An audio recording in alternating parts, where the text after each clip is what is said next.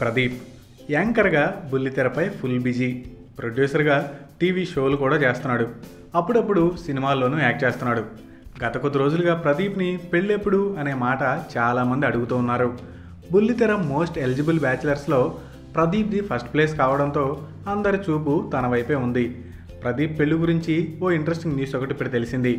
అదేంటంటే ప్రదీప్ త్వరలోనే పెళ్లిపేటలు ఎక్కబోతున్నాడని, అది కూడా బుల్లితెరకు చెందిన అమ్మాయిని చేసుకోబోతున్నాడని ఓ వార్త వినిపిస్తుంది. ఈ వార్తని ప్రదీప్ స్నేహితులే మెల్లగా PROస్కి చేరవేశారట. అయితే ప్రదీప్ ఏ అమ్మాయిని చేసుకోబోతున్నాడు అనే టెన్షన్ అందరిలోనూ నెలకొంది.